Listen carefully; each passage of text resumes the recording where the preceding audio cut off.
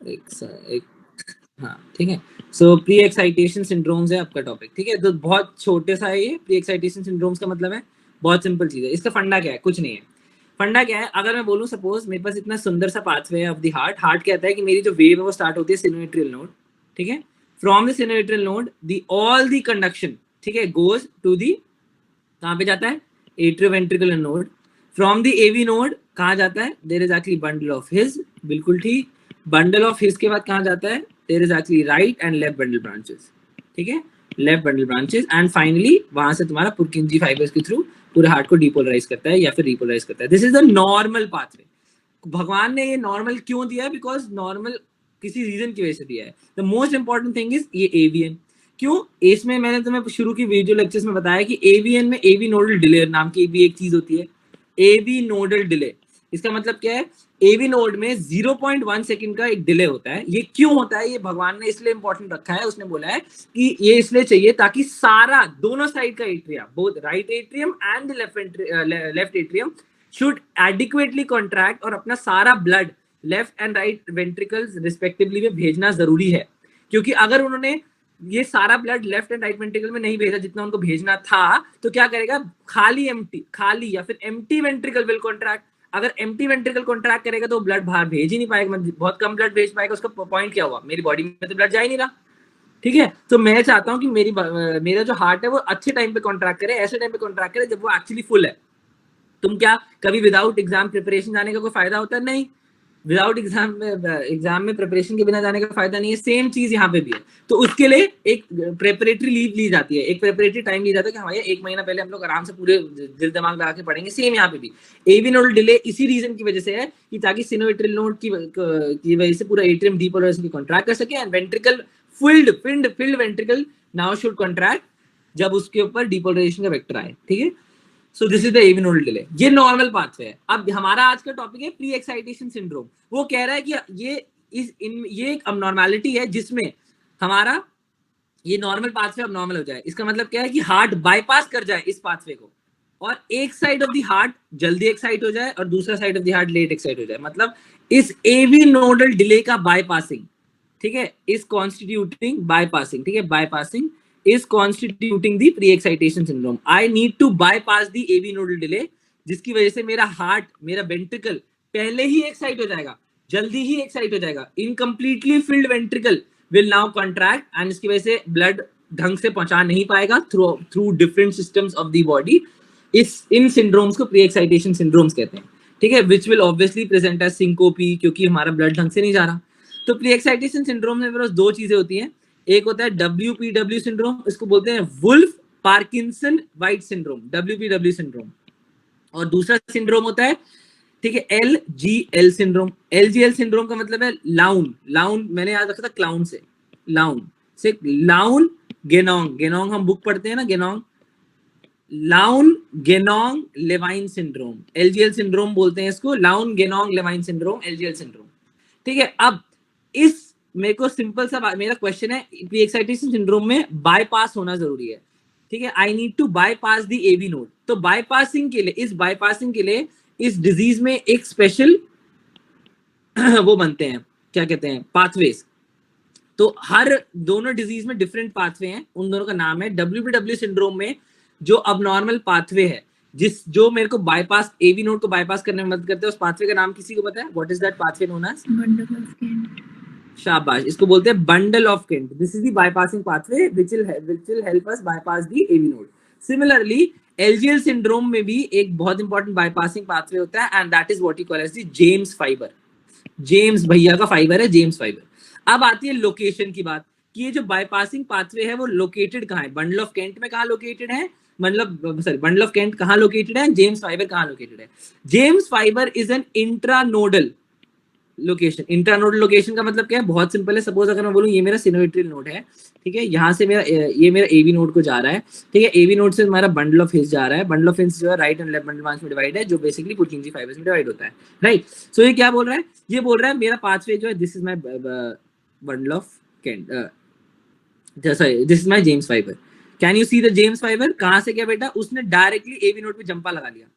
This is, तो now my current will travel from the pathway of least resistance. यहाँ से गया, यहाँ से गया, यहाँ से गया, यहाँ से गया, यहाँ से गया, यहाँ से गया, और ऐसे करके डिवाइड हो गया. That means जो मेरा AV नोड था उसी को बाईपास कर दिया. This is what you call as the James fiber, which is intranodal. ठीक है, AV नोड के आसपास ही लोकेटेड होता है. पेरिनोडल बोलना चाहिए आइडियली तो, but this is what is the क्या कहते हैं, जेम्स फाइबर. ठीक है, which is jumping the AV node, बिल्कुल ऊपर से जंप करके भग गया. ठीक है, but when you see the bundle of Kent, ये थोड़ा अजीब है. बंडल ऑफ केंट क्या है? मेरा पूरा पाथवे जो है वो यहाँ से यहाँ चल रहा है. ठीक है, क्या बोल रहा है वो भैया कि ये मेरा सिनोएट्रियल नोड है, ये मेरा यहाँ से एवी नोड गया, ये एवी नोड से मेरा बंडल ऑफ हिस गया, बंडल ऑफ हिस से ये मेरी राइट बंडल ब्रांच ब्लॉक और लेफ्ट बंडल ब्रांच गई. ठीक है, मेरा जो बंडल ऑफ केंट है वो कहाँ लोकेटेड है? मेरा बंडल ऑफ केंट या तो यहाँ लोकेटेड है, this is my bundle of Kent, और it is located here, this is my bundle of Kent. Can you see where the bundle of Kent is located? That is my bundle of Kent. जो Kent जो होता है वो दो type का होता है, either it is right sided और left sided. That means it is directly connecting the right atrium to the right ventricle. In the right side, देख रहे हो, this is my right atrium, this is my right ventricle. This bundle of Kent directly connects my right atrium to the right ventricle. ठीक है, तो मेरा जो sinoatrial node का fibre है वो यहाँ से जाएगा, यहाँ से जाएगा, यहाँ से जाएगा, यहाँ से जाएगा, ऐसे, या फिर ऐसे भी हो सकता है. लेफ्ट साइड में क्या होता है? It is directly connected the left atrium to the left ventricle. ये दो चीज है. समझ में आया? इतना समझ में आया? Clear? Can you see the difference between the location of bundle of Kent and James fiber? इतना समझ में आया? हेलो हेलो, है ना? अब मुझे तुम सिंपल सी एक चीज बताओ. पहला क्वेश्चन, अगर मेरा एवी नोड बाईपास हो रहा है तो ईसीजी का कौन सा वेव, कौन सा सेगमेंट विल गेट अफेक्टेड? अगर तुम ध्यान से देखो, which segment represented the AV nodal delay? हमने अपनी इनिशियल क्लासेस में पढ़ा था, which segment which represented the AV nodal delay. कौन सा सेगमेंट रिप्रेजेंट कर रहा था AV nodal delay? Hello, yes, PR. This line, this isoelectric line was representing कि यहाँ पे इस टाइम पे there is no conduction in the heart because there is a conduction delay, AV nodal delay. ठीक है, this segment was representing. अब मुझे ये तुम देख के बता सकते हो, अगर यहाँ पे AV नोड बाईपास हो चुका है तो PR इंटरवल या PR सेगमेंट, PR इंटरवल का मतलब पूरा ये P वेव को इंक्लूड करके बात कर रहे हैं. ठीक है, PR segment slash PR interval increase होगा, डिक्रीज होगा, सेम रहेगा? कैन यू टेल मी दोनों केसेस में PR सेगमेंट या PR इंटरवल, PR सेगमेंट या PR इंटरवल जो है वो सेम रहेगा, डिक्रीज होगा, इंक्रीज होगा दोनों केसेस में? लॉजिकली बिल्कुल ठीक, PR interval will get decrease, PR segment will get decrease. Because why? Because there is no AV node delay now. because of my bypassing pathways, because of my accessory pathways, मेरा ये bypass हो जाएगा ये चीज, and that will lead to logically very simply PR segment PR. तो सबसे पहला change जो ECG में तुम्हें देखने को मिलेगा, PR segment PR interval decreased है. In all cases of pre-excitation syndromes, PR segment PR interval will be decreased. ये पहली चीज है. And mind you, this is the second question. इन दोनों में से किसमें नॉर्मल पाथवे के थ्रू कंडक्शन हो रही है? नॉर्मल पाथवे के थ्रू कंडक्शन. क्या तुम देख रहे हो यहाँ पे? क्या ये नॉर्मल पाथवे के थ्रू कंडक्शन मतलब एक्चुअली क्या सेम, सब कुछ सेम है, बस the only thing is AV nodal delay bypass हो चुका है. इज इट ट्रू और फॉल्स? सिनोएट्रियल नोड से गया, एवी नोडल डिले बाईपास हो, बट स्टिल बंडल ऑफ हिस से परकिंजी fibres, but right and left bundle branch ऐसे जा रहा है. ट्रू है ना? यहाँ पे तो सेम यही हो रहा है. बट अगर तुम बंडल ऑफ केंट देखते हो, वो तो पूरा अजीब चल रहा है. वो क्या कह रहा है? मैं राइट एट्रियम सिनोएट्रियल नोड से डायरेक्टली राइट एट्रियम पे जाऊंगा, राइट एट्रियम से राइट वेंट्रिकल पे जाऊंगा, राइट वेंट्रिकल के थ्रू मैं फिर उल्टा पाथ पे जाऊंगा, ये उल्टा जाएगा. From that means I am now travelling from the Purkinje fibres to the bundle branch, to from the bundle branch bundle of His में गया, बंडल ऑफ हिज से एवी नोड में, फिर उल्टा चला गया. Can you see this? ये तो बिल्कुल उल्टा जा रहा है. It is not being conducted through the normal pathways, right? Hello, है ना? ट्रू. तो इसकी तुम सिंपल सी बात करना, क्योंकि नॉर्मल पाथवे के थ्रू नहीं जा रहे, नॉर्मल पाथवे के जाता, only abnormality which is seen in patient with LGL syndrome is PR interval या PR segment डिक्रीज करेगा, बस, और कुछ नहीं. अगर तुम्हें सिर्फ ये चीज देखने को मिल रही है और तुम्हारे पास और कुछ भी नहीं है, that means the patient is suffering from LGL syndrome. There is or nothing, और तुम कुछ नहीं कर सकते. The confirmation of this diagnosis will be done by gene mutation. और तुम और कुछ नहीं कर सकते. एलजीएल सिंड्रोम में सिर्फ एक ही अबनॉर्मलिटी होती है, तो PR interval and PR segment is decrease, बस खत्म, और कुछ नहीं. बट अब तुम यहाँ देखो, अब तुम देख रहे हो क्या, because of this bundle of Kent, क्या तुम्हें लगता है कि एक side of ventricle will get depolarised earlier than the other one? Is it true और इज इट फॉल्स?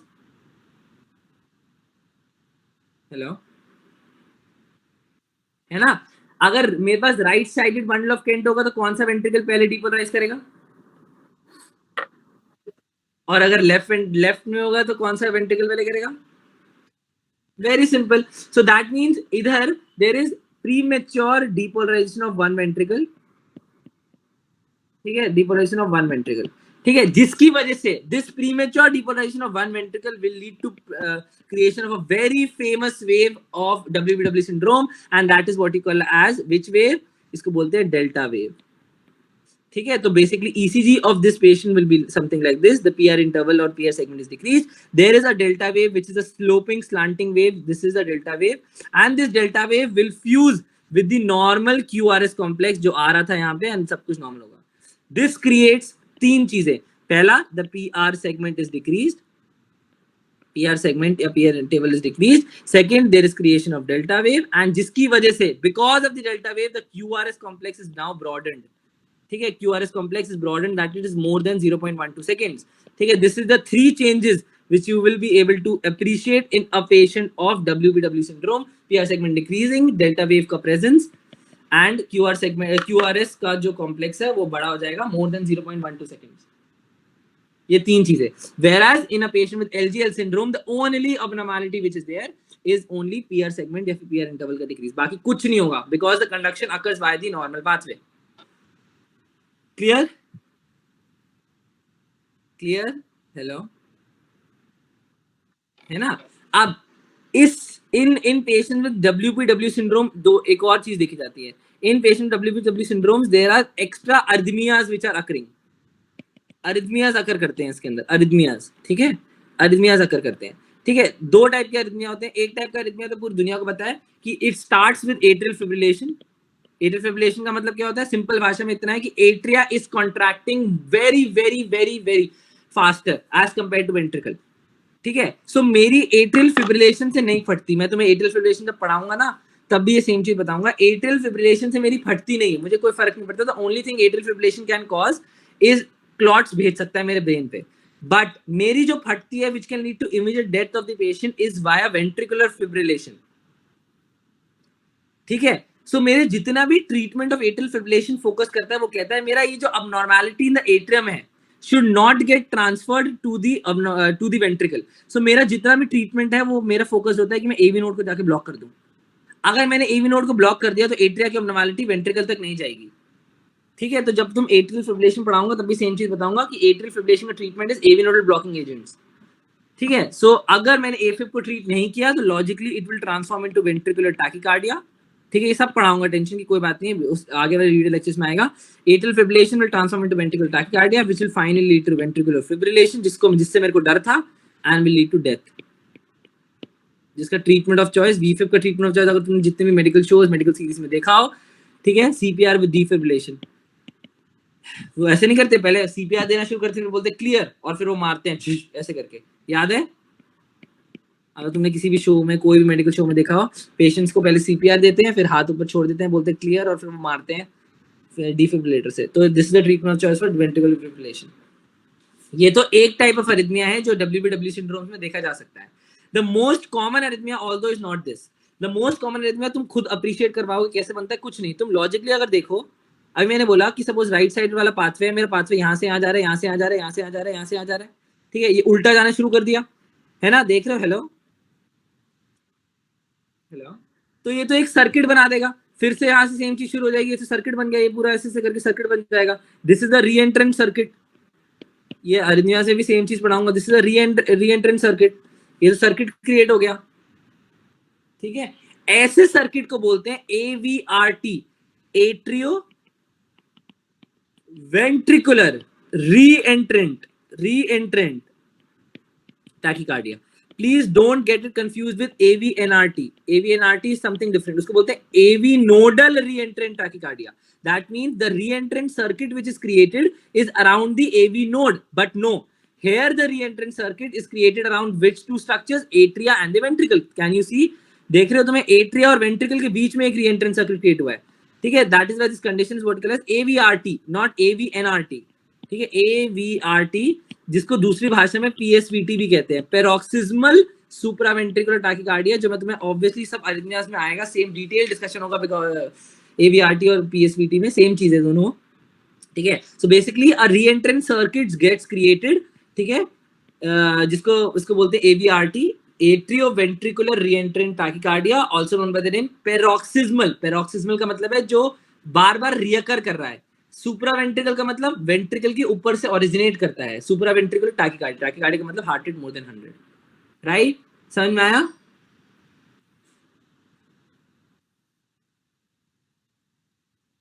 नहीं, बिल्कुल नहीं। पैरोक्सिस्मल का मतलब होता है कि आना, रिपीटिंग एपिसोड्स, ठीक है। अब ये जो रीएंट्रेंट सर्किट है ना, ये दो टाइप का हो सकता है। आइदर जो मैंने इतना अच्छा खासा पाथवे तुम्हें बताया ऐसे ही कि यहाँ से आ गया, यहाँ से आ गया, यहाँ से आ गया, यहाँ से आ गया, यहाँ से आ गया, ऐसे करके जा रहा है, ठीक है। मतलब मेरा पाथवे इधर से इधर जा रहा है ऐसे करके, ठीक है। Is it following the normal conduction of the heart और अबनॉर्मल, मतलब डायरेक्शन बताओ, डायरेक्शन ऑफ द हार्ट की कंडक्शन को फॉलो कर रहा है कि नहीं कर रहा? नॉर्मल हार्ट की डायरेक्शन कंडक्शन की इस डायरेक्शन में होती है, ऐसे, है ना? है ना? हेलो हेलो, यस, ठीक है। तो क्या ये normal conduction of the heart को फॉलो कर रहा है? नहीं, है ना? तो इसको बोलते हैं एंटी ड्रोम्बिक। एंटी मतलब ऑपोजिट, ड्रोमिक मतलब कंडक्शन टैकिकार्डिया। अगर ये ऐसे मोस्ट कॉमनली हो, इसको बोलते हैं एंटी ड्रोमिक। इसका मतलब दूसरा भी होना चाहिए। दूसरे का मतलब है, अब देखो होता क्या है इन पेशेंट, वेरी सिंपल है, ठीक है। ऑर्थोड्रोमिक कैसे होगा? ठीक है, ऐसे। अब नॉर्मल मेरी जो कंडक्शन आ रही है, तुम लॉजिकली सोचो, जो मेरी नॉर्मल हार्ट बीट वो भी तो आ रही है, और मेरे को पता है यहाँ से भी मेरा कंडक्शन आ रहा है बंडल ऑफ केंट के थ्रू, लेकिन जो मेरा नॉर्मल पाथवे उससे भी तो मेरी कंडक्शन आ रही है। ट्रू और फॉल्स? हेलो, जो नॉर्मल पाथवे है उससे भी आ रही है मेरी कंडक्शन, है ना? तो अगर सपोज उस जिस टाइम पे मेरी normal conduction of the heart आ रही थी, उस टाइम पे मेरे देख सिनोएट्रियल नोड दोनों डायरेक्शन में फायर कर सकता है। डिपेंड करता है किसकी चलेगी, वो डिपेंड करता है कौन सा पाथवे उस टाइम पे रिफ्रैक्टरी नहीं है। अगर सपोज उस टाइम बंडल ऑफ केंट से अभी अभी मेरा सर्किट पास किया है, अभी अभी मेरा वहां से करंट पास किया, तो ये पाथवे इस टाइम पे रिफ्रैक्टरी होगा। इस टाइम पे ये पाथवे रिफ्रैक्टरी होगा, मतलब ये अपने अंदर करंट नहीं लेना चाहेगा, ठीक है। तो मेरा डोमिनेट कौन सा सर्किट करेगा? सर्किट नंबर 2, है ना, कि मेरा कंडक्शन वहां से पास कर जाएगा। तो जब तक मेरी कंडक्शन करंट यहाँ तक पहुंचेगा, तब तक ये ऑलरेडी नॉन रिफ्रैक्टरी हो जाएगा। तब तक ये ऑलरेडी नॉन रिफ्रैक्टरी हो जाएगा, मतलब अब यहाँ से करंट पास कर सकता है, करंट पास कर सकता है, तो मेरा करंट पास कर जाएगा और ये सर्किट क्रिएट हो जाएगा। समझ में आया? समझ में आया? सिमिलरली यहाँ पे क्या हुआ, ये वाला जो था वो भी ऐसे ही था। फिर से इसके पास दो ऑप्शन थे, सिनोट्रियल नोड ये रहा, मेरा सिनोट्रियल नोड ये रही, ठीक है। इसके पास दो ऑप्शन थे, या तो यहाँ से चले जाऊँ, यहाँ से हाथ से चले जाऊँ। अभी मेरा bundle of Kent was not refractory, इसलिए मेरा जो डोमिनेटिंग सर्किट है वो ये बना, यहाँ से गया, यहाँ से गया, यहाँ से गया, उल्टा चला गया, ऐसे चला गया। लेकिन अगर सब इस केस में क्या था, बंडल ऑफ केंट इस टाइम पे रिफ्रैक्टरी था, इसलिए मेरा सर्किट यहाँ से क्रिएट हुआ। क्या ये normal conduction of the heart को फॉलो कर रहा है? नॉर्मल कंडक्शन की जो डायरेक्शन है ये, क्या ये इस टाइम पे normal conduction of the heart की डायरेक्शन को फॉलो कर रहा है कि नहीं? है ना? तो इसको बोलते हैं ऑर्थोड्रोमिक। ऑर्थो मतलब नॉर्मल, एंड ड्रोमिक का मतलब होता है कंडक्शन। तो ऑर्थोड्रोमिक टैकिकार्डिया बोलते हैं इसको, ठीक है। तो मेरे पास दो तरीके के आएंगे, ऑर्थोड्रोमिक टैकिकार्डिया एंड एंटीड्रोमिक टैकिकार्डिया, ठीक है। तुम्हें कुछ नहीं जानना, बस पता होना चाहिए दो टाइप्स होते हैं। एंटीड्रोमिक टैकिकार्डिया वीटैक की तरह दिखता है, वेंट्रिकुलर टैकिकार्डिया जब पढ़ाऊंगा तो बताऊंगा, वेंट्रिकुलर टैकिकार्डिया की तरह दिखता है। एंड ऑर्थोड्रोमिक टैकिकार्डिया जो होते हैं, ठीक है, वो कुछ नहीं है, नॉर्मल टैकिकार्डिया की तरह दिखते हैं, बस हार्ट रेट इंक्रीज होता है और कुछ नहीं होता। तो दो तरीके से हो सकते हैं। सो this is what can be seen in patient with WBW syndromes, ठीक है, क्लियर। सो अब WBW डिस्कस कर ही लिया, तो उसका ट्रीटमेंट भी डिस्कस कर ही लेते हैं जल्दी से, छोटा सा, ताकि तुम्हारा मेडिसिन पूरा ही कंप्लीट हो जाए, ठीक है। सबसे पहला क्वेश्चन होता है, what is the drug of choice and what is the treatment of choice, ठीक है। दो इंपॉर्टेंट चीजें हैं, ठीक है। Drug of choice and treatment of choice for WBW syndrome क्या है, बताओ? किसी को कोई भी आइडिया है इसका? हेलो, एब्लेशन कर देंगे abnormal yes, that's the treatment of choice, ठीक है। रेडियो फ्रीक्वेंसी अब्लेशन या फिर catheter mediated ablation of the pathway. Ablation, ablate का मतलब हटा देना, उसको फाइब्रोस कर देना। Ablation of the bundle of Kent, bundle of Kent को अब्लेट कर देना, उसको फाइब्रोस कर देना, उस पाथवे को हटा देना, is the treatment of choice for WBW syndrome, ठीक है। ड्रग ऑफ चॉइस क्या होता है? A very important category of drug, anti arrhythmic drug 1C, oral flecainide. Please remember this is a very very famous question. Oral flecainide 1C को belong करता है. Flecainide is the drug of choice for treatment of WBW syndrome. अब एक आखिरी point, अगर किसी patient को WBW syndrome हुआ एंड उसको साथ में एट्रियल फिब्रिलेशन भी हो गया, ये तो मैंने बोला था बहुत कॉमन होता है, बहुत कॉमन होता है. ठीक है, आइडियली एट्रियल फिब्रिलेशन के जो एजेंट्स हैं, ठीक है, वो मैंने ऑलरेडी बोला था, ऐसे ड्रग्स जो AV नोड को ब्लॉक करते हैं, वो मेरे यहाँ ड्रग ऑफ चॉइस होंगे. ठीक है, वो normally treatment of choice for atrial fibrillation था. बट अब तुम ध्यान से लॉजिक लगाओ, मैंने AV नोड को ब्लॉक कर दिया, तो क्या उससे WBW सिंड्रोम में एट्रियल फिब्रिलेशन ठीक हो जाएगा? तुम लॉजिकली बताओ, क्या इन पेशेंट विद WBW सिंड्रोम में एट्रियल फिब्रिलेशन ठीक हो जाएगा? क्या कोई और पाथवे है जो इस एट्रिया की कंडक्शन को यहां तक लेके जा सकता है, वेंट्रिकल तक? हेलो हेलो भाई, सुनाई दे रहा है मुझे? मेरा सिंपल सा क्वेश्चन है कि नॉर्मली जब भी मैं एट्रियल फिब्रिलेशन को ट्रीट करता हूँ, मेरा ड्रग ऑफ चॉइस मेरा ड्रग ऑफ चॉइस क्या होता है कि मेरे को एट्रिया से वेंट्रिकल तक कंडक्शन ब्लॉक करनी है, सो दैट मेरा एट्रियल, जितनी स्पीड एट्रिया कॉन्ट्रैक्ट कर रहा है उतनी स्पीड से वेंट्रिकल ना कॉन्ट्रैक्ट करे. क्योंकि अगर वेंट्रिकल उतनी स्पीड से कॉन्ट्रैक्ट करेगा तो वो एक्चुअली इतनी 300 beats per minute is the contraction which atria जितनी स्पीड से कॉन्ट्रैक्ट करता है, which is practically equal to no contraction. क्योंकि तुम लॉजिकली सोचोगे, मैं तुम्हें बोल रहा हूँ तुम बेली 5 मिनट के अंदर खत्म कर दो, क्या तुम कर सकते हो? क्या तुम बेली 5 मिनट के अंदर पूरी रीडिंग करके खत्म कर सकते हो? हाँ या ना? सेम चीज एट्रिया को बोला जा रहा है कि तू 1 मिनट के अंदर 300 बार कॉन्ट्रैक्ट करे. क्या ये कर पाएगा? नहीं कर पाएगा.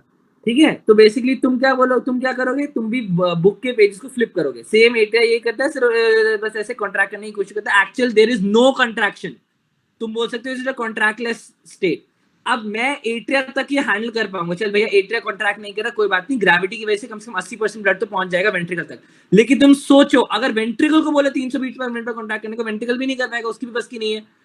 तो वेंट्रिकुलर ना कॉन्ट्रैक्ट करे तो क्या ब्लड आगे हार्ट बॉडी पार्ट तक जा पाएगा? हेलो भाई, वेंट्रिकुलर नहीं जा पाएगा, है ना, और इसलिए बंदा मर जाएगा. इसलिए मैं चाहता हूं कि मेरा एट्रियल फिब्रिलेशन तो चल ठीक है हो जाए, लेकिन वेंट्रिकुलर फिब्रिलेशन नहीं होना चाहिए. क्योंकि अगर वीफिब हो गया मतलब ब्लड मेरी बॉडी पार्ट्स पे नहीं जा पा रहा है, मेरे ब्रेन पे ब्लड नहीं जा पा रहा है, मेरे ब्रेन पे ब्लड नहीं गया, सेरेब्रल एनॉक्सिया हो जाएगा और पेशेंट मर जाएगा. ठीक है, इसलिए वीफिब इज वेरी डेंजरस. ठीक है, तो मेरा जितने भी ड्रग्स हैं वो सारे एम करते हैं कि मेरा एक ही पाथवे है हर हार्ट में एट्रिया से वेंट्रिकल तक जाने के लिए, that is via the AV node. तो मैं AV नोड को ब्लॉक कर देता हूँ. ठीक है, तो this is my treatment of choice for atrial fibrillation. But in patient with WBW syndrome, क्या कोई और पाथवे है जिससे एट्रिया से वेंट्रिकल तक जाया जा सके अगर मैं AV नोड को ब्लॉक भी कर दूं तो? यस, इसीलिए प्लीज रिमेंबर, तभी ये स्पेशल पॉइंट फोकस किया जाता है. क्योंकि मुझे पता है WBW सिंड्रोम में atrial fibrillation is very common. And अगर मैं स्टैंडर्ड ट्रीटमेंट गाइडलाइंस को फॉलो करके वही सेम ड्रग्स दूं जो नॉर्मल मैं एट्रियल फिब्रिलेशन में देता हूं, वो हाँ काम ही नहीं करेंगे, जीरो फेल हो जाएगा. वो तो और बोलेंगे कि तू बंडल ऑफ केंट से जा. Bundle of Kent is a very fast pathway, वो तो कंडक्शन जाना ही चाहता है वहां से, वो 1 मिनट में बंदा मर जाएगा. तो तुम वो तो दे ही नहीं सकते. कॉन्ट्रा इंडिकेटेड मान लो वो ड्रग्स एट्रियल फिब्रिलेशन में. तो in a patient with known WBW syndrome के पेशेंट और उसको एट्रियल फिब्रिलेशन हुआ, so you can not give the standard drugs. यहाँ पे तुम्हें ऐसे ड्रग्स देने हैं जो refractiveness of bundle of Kent को इंक्रीज करे. And this is a drug which belongs to category 1A, I think. ठीक है, and that drug is procainamide. Procainamide MID, IV procainamide. यहाँ पे मैंने ओरल फ्लेकेनाइड दिया था, यहाँ पे IV प्रोकेनामाइड है. Is the drug of choice for patient of atrial fibrillation in WBW syndrome. अगर वो वीफिब हो गया तो ट्रीटमेंट ऑफ चॉइस तो CPR में डिफिब्रिलेटर है ही, but this is the drug of choice. Please remember, ये बहुत फेमस केसेस हैं जो पेपर में दिए जाते हैं. तो मैं बोलेंगे ECG पैटर्न ऐसा दिख रहा है. ठीक है, वो बोलेंगे ECG पैटर्न ऐसा दिख रहा है. अगर इस पेशेंट को AFib होता है, what will be the drug of choice that you will give. And वो टिपिकल AFib के ड्रग्स देंगे तुम्हें, और हर बंदा वो मार्क करके आएगा. आंसर वो मार्क नहीं करना है. ठीक है, क्लियर? वीडियो रोक दे. क्लियर?